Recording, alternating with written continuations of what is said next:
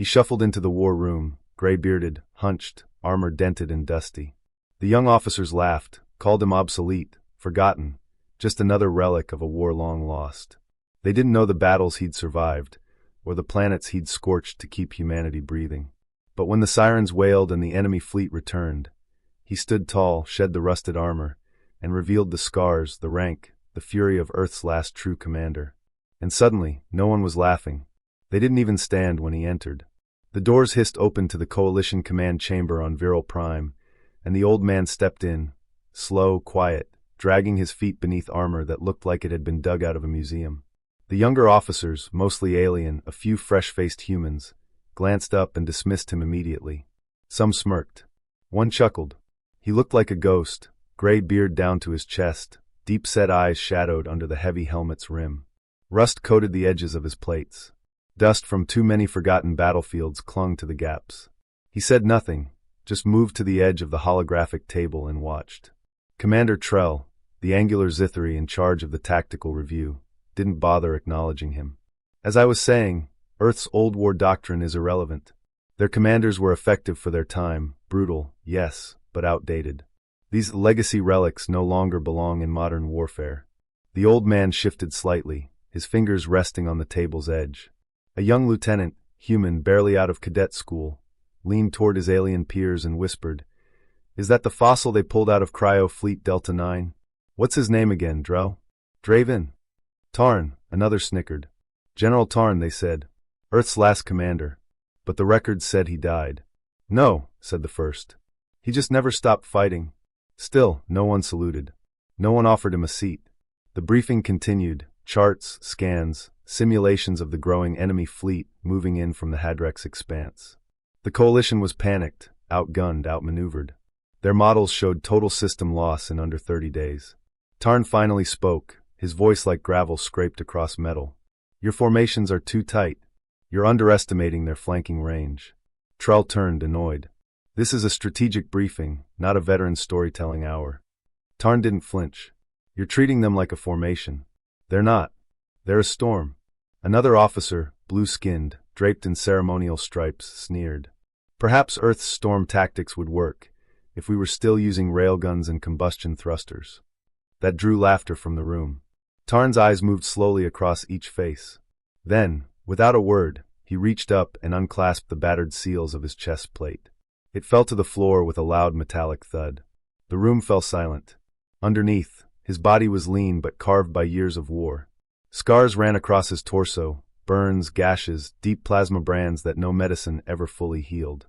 Tattoos marked every major campaign Earth had ever fought, some long classified, each one etched with brutal precision into skin that had never surrendered. On his shoulder, barely visible under old blood, was the faded insignia of the Terran Vanguard, the force that held the line when Earth burned. He pulled off the helmet next. Every officer in the room stared. His face wasn't just aged, it was war-forged. One eye a glowing tactical implant, an ancient model but still functional. His jaw carried the faint lines of once reconstructed bone.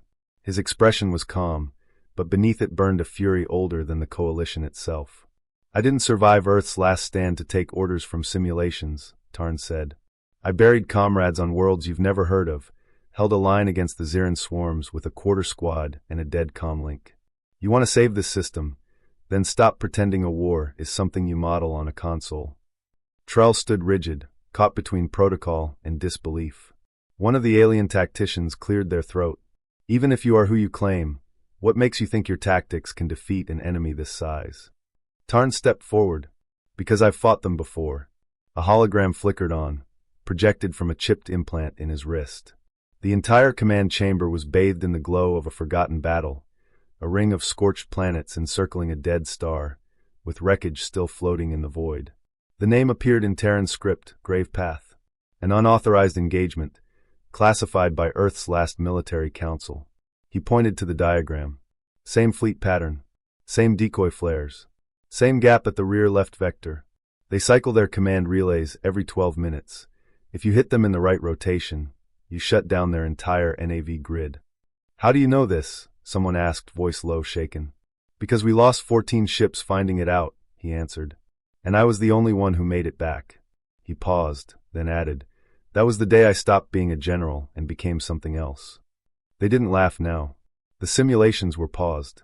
Every eye was fixed on him. Tarn stepped around the table, pointed at the planetary defense grid. You're deploying like they'll honor your lines. They won't. They hit civilians first. They break morale. You need decoys here, here, and here, small ships, no weapons, just noise. When they chase, you drop mines in the wake. Cloaked and viral. We learned the hard way, they don't fear strength. They fear unpredictability. The room was quiet. Trell narrowed his eyes. You're suggesting we hand command authority to a human relic. Tarn smiled, cold and sharp.